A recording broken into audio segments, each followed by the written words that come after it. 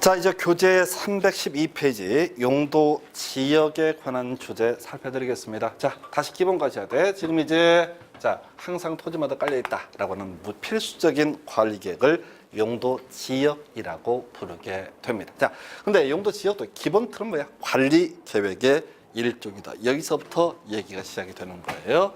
자, 그러면 이 용도 지역이라고 하는 건 뭔지는 모르지만 당연히 절차는 입안에서 결정하는 과정 등을 통해서 확정이 되고요. 그럼 지형 도면의 고시가 되면은 그 지형 도면의 고시가 된 날부터 효력이 발생한다. 이렇게 이제 정리를 하셔야겠고요. 그럼 이제 그 효력이 뭐냐 했을 때 건폐율과 용적률과 용도 제한, 높이 제한의 문제다라고 이렇게 전제합니다. 그리고 이미 본 것처럼 용도 지역은 다른 곳과 다르게 무조건 토지에 존재하는 그런 개념이다. 그래서 용도 지역을 지정하고 싶으면 소위 입안 결정 과정을 거침에 있어서 제일 먼저 기초 조사 등을 해야 됩니다. 그래서 쭉 조사해 봐서 이러한 기준에 맞으면 그 21개 중에 하나의 용도적을 이렇게 지정을 하게 될 것이고, 또 나중에 바꿀 필요가 있다라고 하면 다시 기초 조사를 해서 등등등 이런 일정한 절차를 거쳐서 기준에 맞게 되면 그 해당 용도 지역 21개 중에 다른 하나로 변경하는 것도 가능하고요. 변경되면 이에 따라서 건폐율과 용적률과 용도 제한의 규제가 발생되게 된다. 이렇게 일단 정리할 수 있겠고요.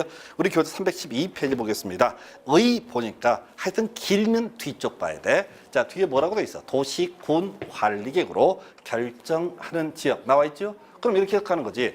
용도 지역을 지정하려면 소위 입안 결정 과정을 거쳐야 될 것이고, 자, 지정되면 고시가 되게 되면 이에 따라 어떤 법적 효과, 건폐율과 용적률과 용도 제한, 높이 제한의 규제가 발생한다. 그래서 앞에 보니까 토지용 및 건축물의 용도, 건폐율, 용적률, 높이 등을 제한하기 위해서 이런 표현 나와 있죠? 그거 외우지 마요. 이 뼈대 갖고 날리는 거야. 그래서 우리 법조문은 항상 용도를 먼저 얘기하고 건폐율, 용적률을 뒤에 얘기하는데 우리 이해 편의를 위해서 건물의 크기 규제, 건폐율, 용적률, 용도 제한, 그리고 이 건폐율, 용적률에서 간접적으로 높이 제한의 문제가 발생되게 된다라고 하는 거. 이렇게 이제 뼈대 잡는 거예요. 해서 그 용도적인 종류 21개가 나와 있습니다. 개 짜증나요. 그리고 오늘 제일 첫 시간에 이걸 설명을 드리게 되는 건데 이게 그렇게 중요해. 자, 앞에서 공간정보법 얘기를 한번 했어요. 지목이라고 하는 게 있어요. 토지가 있으면 28개 중에 하나의 지목이 있게 되고요. 자, 이 지목이라고 하는 것은 개인이 바꿀 수도 있습니다. 형질 변경 등을 한다라고 하게 되면 지목을 바꾸는 경우도 가능하지만 용도지역은 관리계 누가 위반한다? 행정청이 위반한다. 주민은 위반할 수 있다 없다? 없다. 주민은 위반 제한할 수 있다 없다? 제한도 안 된다고 용도지역은. 그래서 결과적으로 국가가 지자체가 이 용도적을 결정을 해주게 될 것인데요. 경우의 수가 21개야. 자, 근데 이걸 크게 3개 축으로 나눠서 봐야 됩니다. 오늘 드디어 볼펜 갖고 온 보람이 있어요. 메모할 기회. 아까 했던 거 다 나가리고 오늘 딱 한 번 메모할 기회 있어요. 도시지역이라고 하는 거 세로로 나와 있죠. 용도지역의 종류가 크게 3개 축이라고 도시지역, 그 다음에 농림지역, 그리고 자연환경, 보전지역 나와 있죠? 나머지 있다고 얘기하지 말고 우선 3개 축은 뭐라고? 도시지역, 농림지역, 그리고 자연환경, 보전지역. 그래서 도시지역에다가 뭘 쓰냐면 인구산업개발 이렇게 쓰시면 좋아. 조그맣게. 도시지역은 뭘 하자는 지역? 인구와 산업이 현재 밀집이 돼 있거나 밀집이 예상돼서 뭘 하자는 지역? 개발 등을 하자는 지역을 가리켜서 뭐라고 한다? 도시지역이라고 정의를 하게 됩니다. 사람 많이 사는 동네 도시 그거 아니야. 용어 자체가 도시지역이라고 하는 게 있다고요. 용어의 정의. 그래서 인구와 산업이 밀집되어 있거나 밀집이 예상돼서 개발 등을 하기 위한 토지를 가리켜서 뭐라고 한다? 도시지역이라 부른다고요. 그러면 도시지역은 자세한 내용은 모르겠지만 주로 앞으로 뭘 해도 좋다. 건축물에 건축을 좀 해도 좋다. 그 일을 달리 표현하면 건폐율과 용적률과 용도 제한 등이 좀 규제가 상대적으로 완화되어 있는 지역이 뭐가 된다? 도시지역이다. 뭐 그렇다 치고요. 농림지역 밑에서 두 번째 한번 볼까요? 농림지역 어떤 지역입니까? 농림업의 진흥과 산림 보전을 위해서 필요한 지역 나와 있죠. 동그라미 치지도 말고 색칠도 하지 마요. 시험에 안 나오니까. 원래 법조문은 겁나 길어요. 뭐라고 돼 있냐면 원래 법조문은 농지법에 따른 농업진흥지역, 산지관리법에 따른 보전산지 등으로서 농림업의 진흥과 산림보전을 위해서 필요한 지역 이렇게 정의한다고. 겁나 길어. 한 번도 유사히로 단군이 나라 만드는 후로 한 번도 이런 지문은 안 나온다고. 의미만 알자고요. 자, 농림업의 진흥과 산림보전 이렇게 나와 있죠. 자, 지금 용도적 크게 두 개 배웠습니다. 도시적 인구산업 개발했었고요. 농림적 농림업의 진흥과 산림 보전인가요? 산림보호. 그 다음에 자연환경 보전지역 색깔 두 개 입혀져 있어요. 보전, 보호, 육성 나와 있죠. 보전과 보호, 육성을 하기 위한 지역을 뭐라고 그런다? 자연환경 보전 지역에서 자 용도적 세 개로 구분한다고요. 도시 지역 있죠. 인구산업 개발, 농림적 농림업의 진흥과 산림보전, 자연환경 보전지역은 뭐라고요? 보전하고 보육성. 나머지 외우시면 안 돼. 자, 자연환경 수자원 해안 생태계 상수 문화재 보전과 수산자원의 보육성 이딴 거 외우다 보면 뒤져요. 뒤져. 자, 3대 축은 일단 도시지역, 농림지역, 그리고 자연환경 보전지역.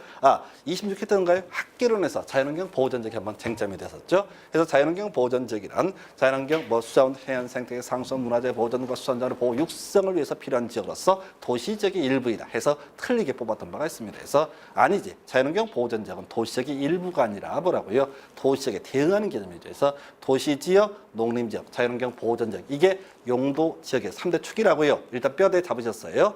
자, 그러면 관리지역은 뭐냐라고 했을 때 절대 자 이름까지만 외우시고 내용은 외우시면 안 돼요. 원래 내용은 이보다 2배가 더 길어요. 뉘앙스만 판단하시면 됩니다. 관리지역은 애매한 지역을 가리켜서 관리지역이라고 부르게 됩니다. 해서 어떤 토지, 자 보십시다. 용도 지역을 지정하려면 뭘 해야 돼? 기초조사 등을 해야 돼요. 근데 이 도시지역 가자니 뭐하고 안 가자니 뭐 있을 때 얘기 때 계획관리지역을 지정합니다.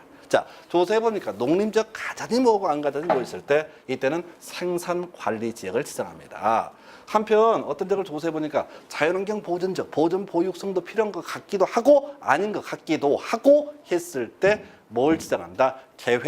보전관리지역을 지정을 하게 됩니다. 그래서 결과적으로 도시지역, 농림지역, 그리고 자연환경보전지역 이게 3대 축이고 도시적 가자니 뭐하고 안 가자니 뭐한 땅을 계획관리, 농림지역 가자니 뭐하고 안 가자니 뭐한 땅을 생산관리, 자연환경 보전적으로 가자니 뭐하고 또 안 가자니 뭐한 지역을 뭐라고 한다? 보전관리. 이렇게 뉘앙스로만 여긴 기억을 하셔요. 절대로 디테일한 내용 한 번도 지금 이게 엄청 축약을 한 거라니까요.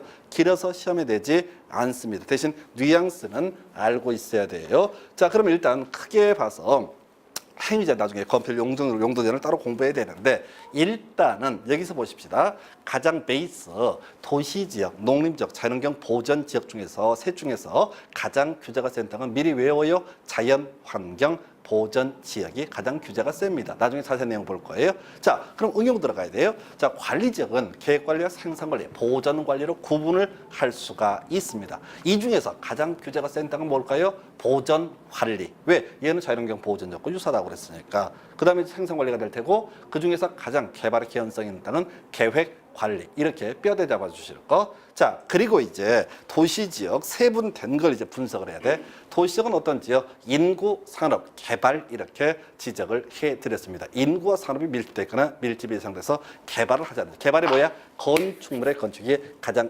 베이스가 되겠습니다. 기초예요. 해서 자, 지금요 도시지역은 16개로 세분할 수 있는데 크게 4개로 구분을 하게 됩니다.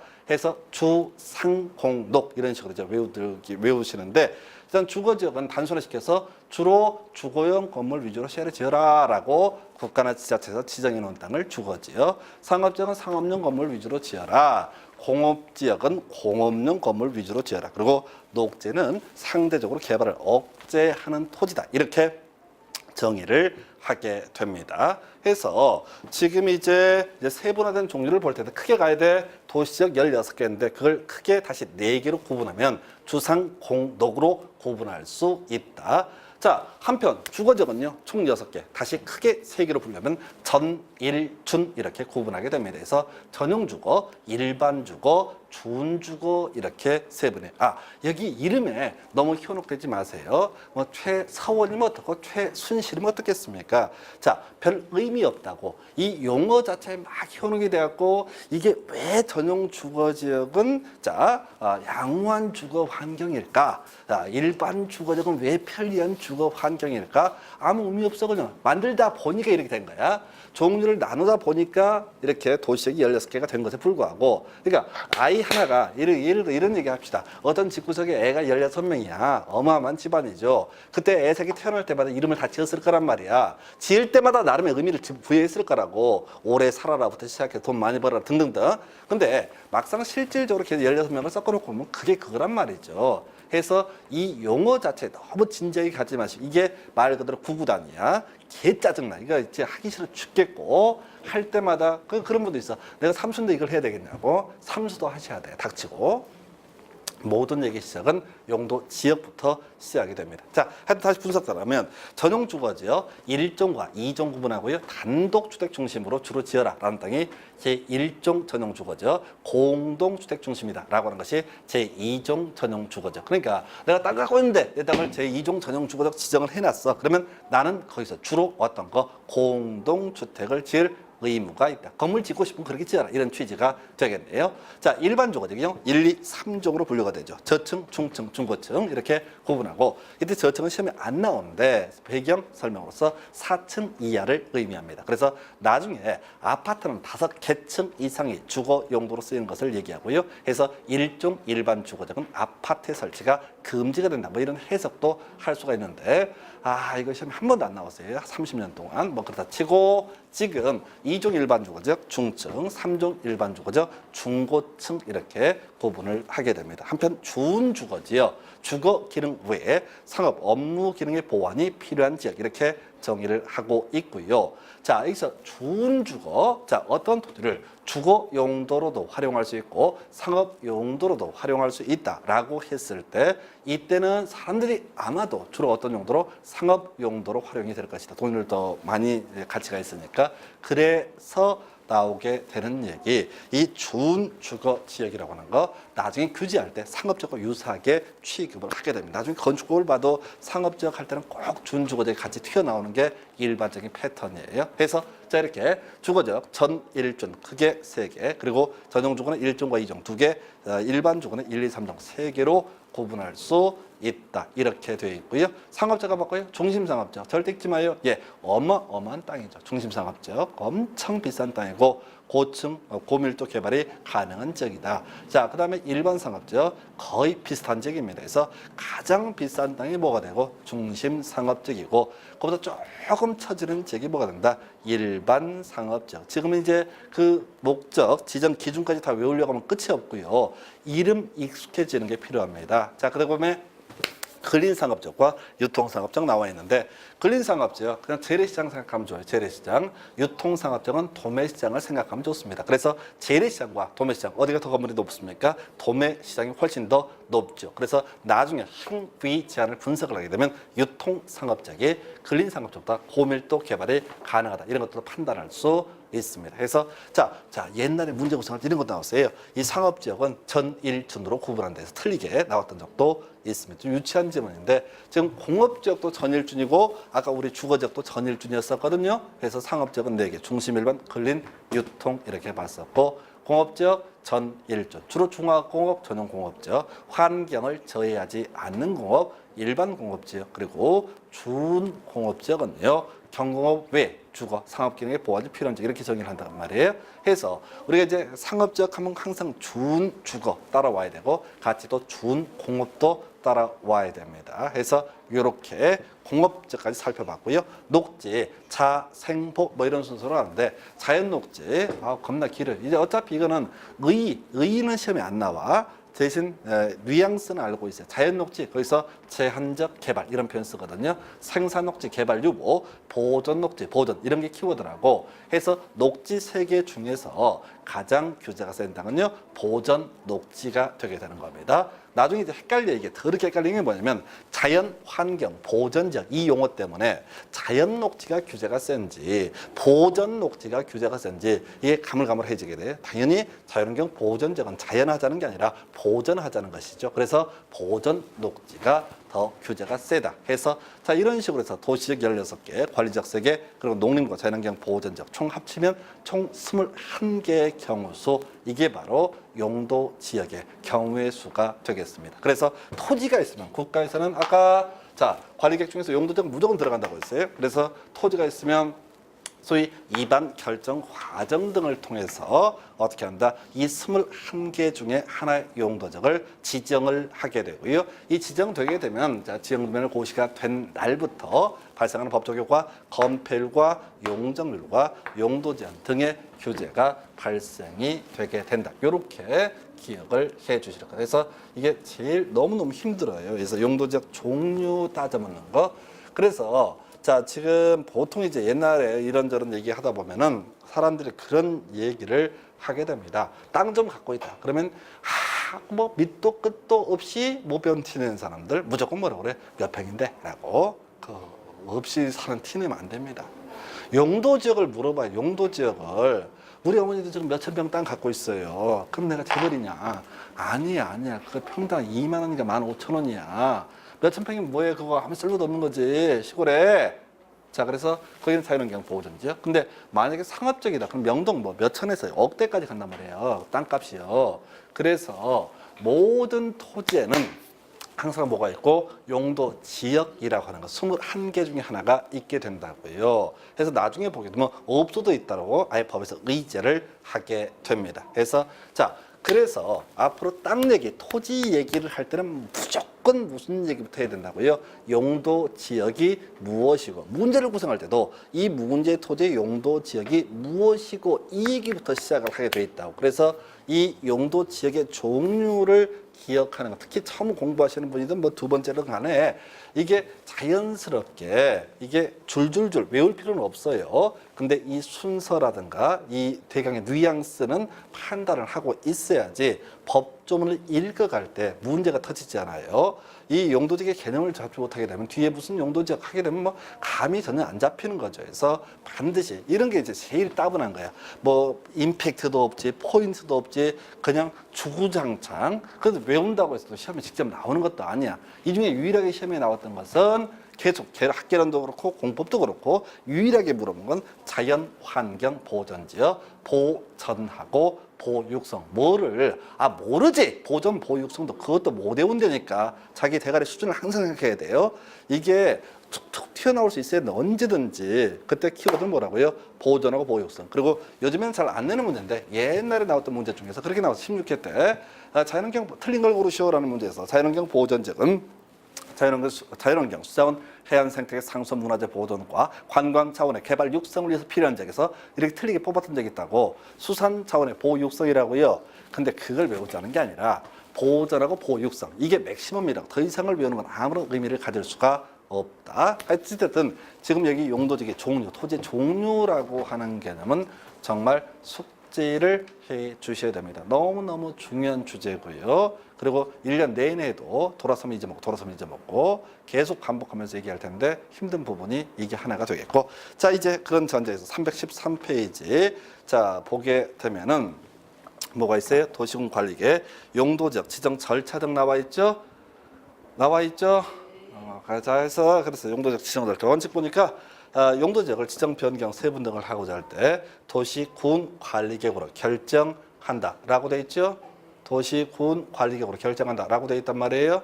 네, 이거 야, 자 제일 먼저 뭘 해야 된다고요? 기초 조사해야 됩니다. 주민 의견을 듣는 공고 열람해야 됩니다. 지방 의견 정치해야 된다고요. 이 지역은 보존하고 보호 육성할 필요가 있으니까 자연환경 보호전지역으로 지정합시다. 하나의 안을 만들어서 이 지역 자연환경 보호전지역 지정하려고 하는데 야구르시죠? 라고 주민의 의견 들어보고요. 지방 의견 듣고 입안, 협의 심의 등을 걸쳐서 그 지역을 자연환경 보호전지역으로 결정할 수 있다고요.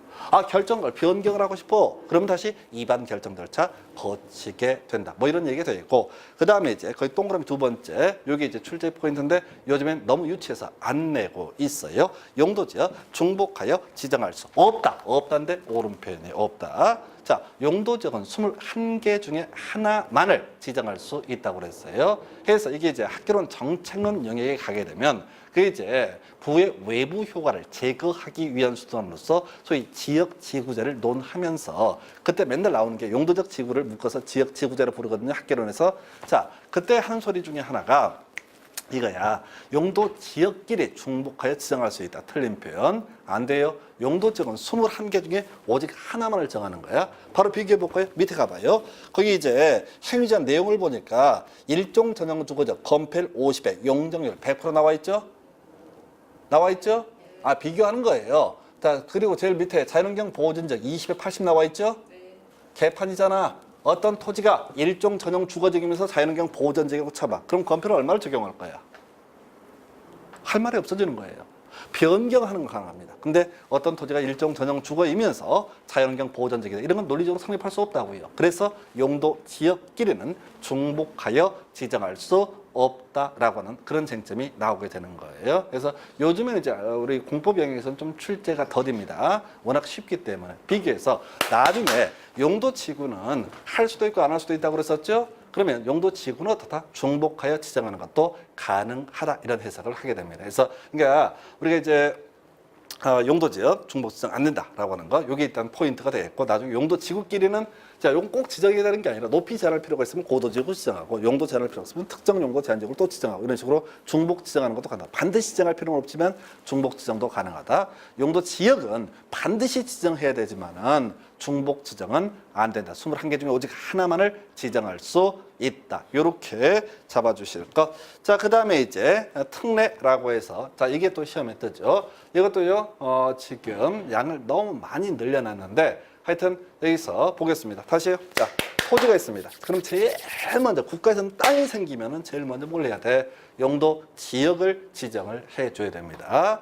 용도 지역부터 지정을 해야 된다. 무조건 그게 내 땅이든 네 땅이든 가리지 않고 국가든 국공유지든 아니든 불문하고 무조건 대한민국 땅이 열리게 되면 무조건 하늘이 열리면 무조건 용도 지역부터 지정을 해야 돼요. 나중에 그런 얘기 나옵니다. 거기 페이지 제일 하단부 볼까요? 하단부에 그 특례 찾으셨어요. 1번 제문 용도 지역이 지정되지 아니하는 경우 자연환경 보전 지역에 관한 행위주한 규정을 적용한다. 나와 있죠? 나와 있죠? 그 얘기는 뭐냐면은 이 21개 중에 가장 규제가 센 땅이 뭐다? 자연환경 보전 지역이다. 이런 의미인데 그게 이제 굳이 법조문 그대로 가게 되면 없어도 무조건 뭐가 된다? 자연환경 보전 지역이다 라고 이렇게 보는 거예요. 다시 올라와서 자, 지금 용도 지역을 지정하거나 변경을 할 때는 소위 입안에서 결정하는 과정을 거쳐야 된다. 시간 억수로 많이 걸립니다. 전신성형입니다. 전신성형이야. 그러면 미리 그 수술하기 전날부터 그냥 처먹는 것도 참아야 되고 등등등 온갖 과정을 다 거쳐야 돼. 미리 마취도 맞아야 되고 등등등 겁나 복잡해. 시간 많이 걸려. 자, 모든 토지용 규제, 용도 지역을 먼저 지정을 해야 되는데 바빠 죽겠는 경우가 있어. 급한 경우가 있어. 국가적으로 빨리 해줘야 될 필요가 있어. 예, 이때 바로 지정 절차상의 특례라고 하는 개념을 만들어내게 됩니다. 자, 거기 보니까 공유 수면 매립지 찾으셨죠? 교재 313페이지 원칙 밑에 예외 특례라고 해서 자, 공유 수면 매립지 나와 있죠? 색깔 입혀져 있는 게 잘 찾아보면 어디 있나? 같으면 찾으셨어요? 같으면 컬러가 아니라 잘 안 보여요? 첫 번째 공유 수면 매립지의 첫 번째 줄 끝머리에 같으면 나와 있죠? 네. 그 밑에 줄에 지정된 것으로 본다 나와 있죠? 네. 처음 외우시는 겁니다. 같으면 지정된 것으로 본다. 같으면 지정된 것으로 본다. 공유수면 같으면 지정된 것으로 본다. 뭔데? 모르지? 공유수면 같으면 지정된 것으로 본다. 왜? 모른다니까. 공유수면 같으면 지정된 것으로 본다. 이걸 외웠다고 치십시다. 시험이 이렇게 나와요. 공유수면 같으면 지정하여야 한다. 틀렸죠? 지정된 것으로 본다라고 했단 말이에요. 그러니까 일단 기본 공식을 잡아야 돼. 공유수면 같으면 지정된 것으로 본다. 뭔 소리인지도 모르고 공유수면 같으면 지정된 것으로 본다라고 돼 있다고요. 그러면 시험 지문을 구성할 때는 그 중간 얘기를 살을 붙이겠지만은 포인트 공유수면 같으면 지정하여야 한다. 이거 틀렸죠? 그냥 의지를 해버리는 거야. 따로 지정을 해야 될 것이 아니라 그냥 지정된 것으로 본다고요. 외우셨죠? 공유수면 어차피 금방 잊어먹을 거예요. 스트레스. 그냥 일단 외우라고. 이게 대박이라니까요. 실제 여러분들이 이제 시험장 가서 기억에 남을 건 저처럼 이렇게 제가 드린 말씀 중에서 그 금과 옥조 같은 기가 막힌 얘기, 이런 이대업 시장, 성남시장 얘기, 이명박 시장의 천호 어떻게 개발하는지 이런 것들 하나도 생각은 안 나고 공유수면 같으면 지정, 이런 것만 떠오르게 돼 있다고.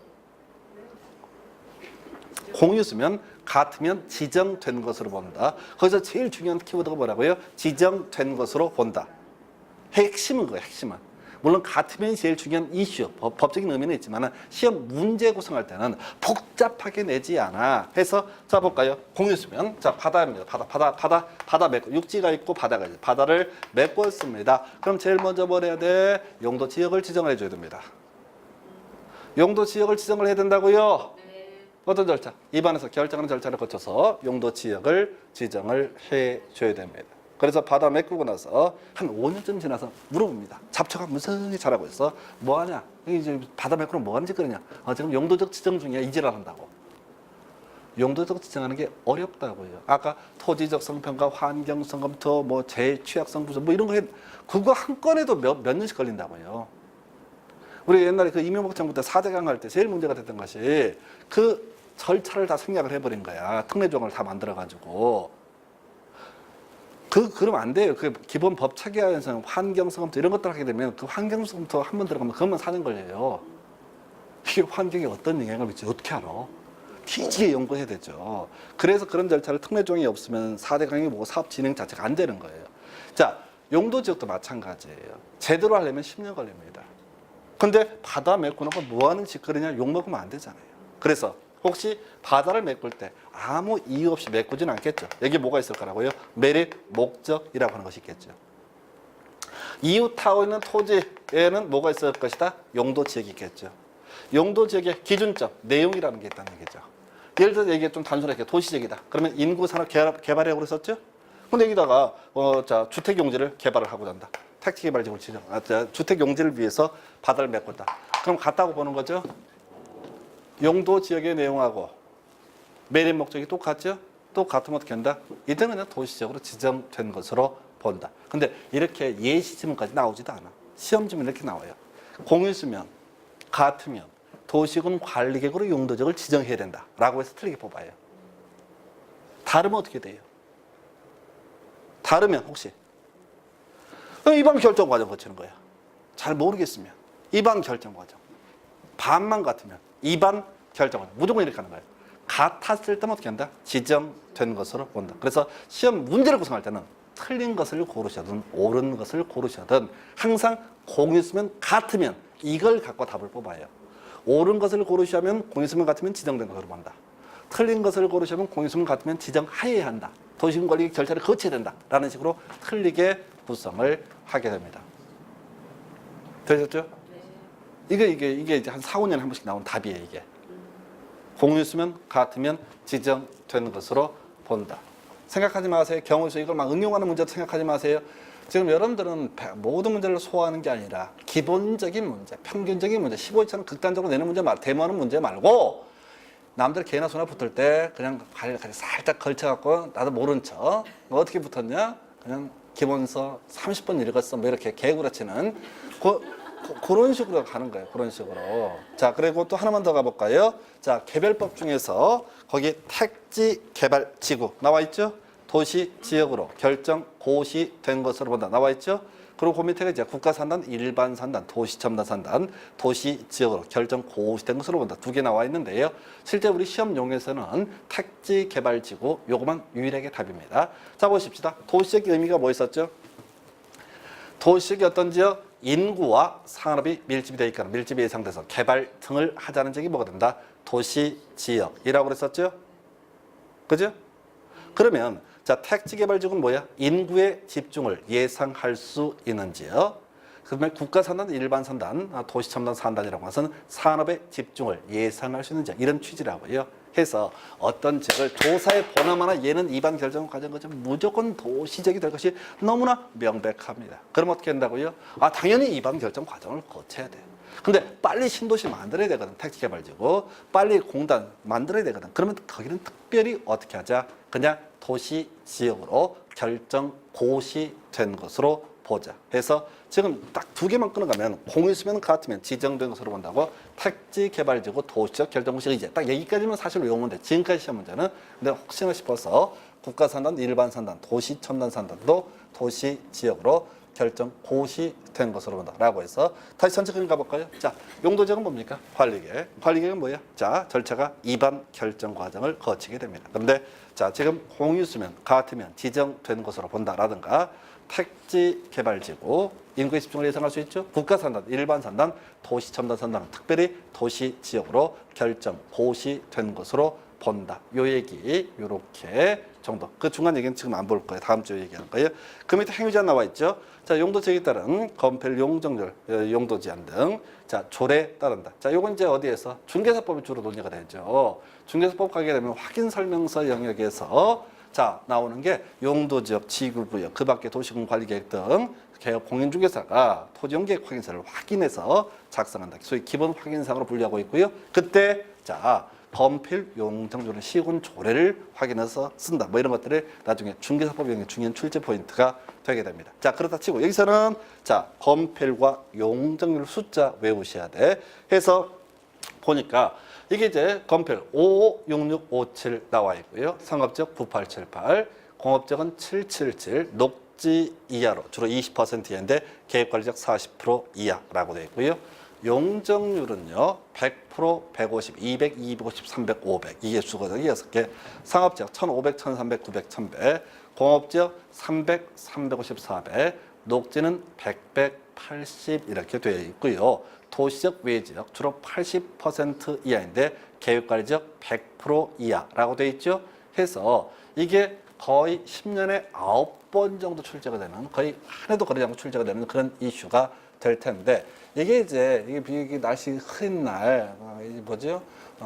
가시면서 55667, 9878, 777 이게 이제 중얼중얼 하시게 되면 참 없어 보입니다. 그렇게 하지 마시고 이걸 외우실 때는 이렇게 가셔야 돼. 이게 이제 용도적 순서를 외우고 있으면은 이 55667을 외워도 되는데, 지금 공부를 하실 때는 1종 전용 주거죠. 50에 100, 2종 전용 주거죠. 50에 150, 1종 일반 주거 60에 200, 2종 일반 주거 60에 250, 3종 일반 주거 50에 300, 준주거 70에 500 이런 순서로 외워보시기 바랍니다. 그래야지 용도 지역까지 종류를 외울 수 있고 나중에 용도 지역의 종류가 숙달이 되게 되면은 그냥 단순하게 5, 6, 6, 5, 7 이런 식으로 외워도 문제가 되지 않아요. 그런데 지금은 처음 공부하실 때는 용도 지역의 종류까지 외워야 되기 때문에 이게 여러분 몫이 제일 힘든 게 이런 거예요. 그리고 실제 시험장 가시게 되면은 이 건폐율 용적률 겁나 많이 틀린 수험생들 엄청 많이 틀려요. 될 것 같은데 막상 잘 안 풀리는 문제가 이 문제예요.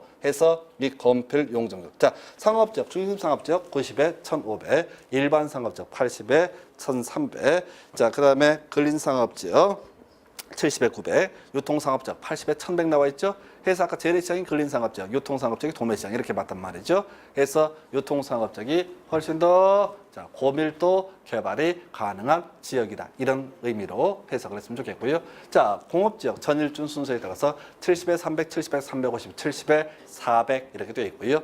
자, 그 다음에 자연녹지 20에 100, 생산녹지 20에 100, 보존녹지 20에 80 이렇게 되어 있습니다. 그래서 도시지역 16개 중에서 가장 규제가 센 땅은 뭐가 된다? 보전 녹지다 이렇게 이제 가는 거고요. 관리지역 자 계획관리가 40에 100이고요. 생산관리, 보존관리 각각 20에 80입니다. 그리고 농림지역 20에 80이고요. 자연환경 보전지역 20에 80 이렇게 되어 있습니다. 자. 근데 이제 지금 이렇게 21개에 따라서 지금 규제가 3개가 나온다고 그랬어요. 건폐율과 용적률과 용도 제한의 문제가 발생하는데 소위 용도 제한의 문제 약 2년 내지 3년 한 번씩 구성되는데 그건 풀 수 없어요. 학원 강사도 풀 수 없는 문제입니다. 자, 제1종 전형주거제 금지되는 건축물이 뭐냐? 그걸 어떻게 외우냐고 A4 용지 딱 반씩이에요. 21개가 A4 용지 반씩에서 어마어마한 이야기야. 계획관리적은 A4 용지 한 2페이지 넘어요. 거기만 하더라도.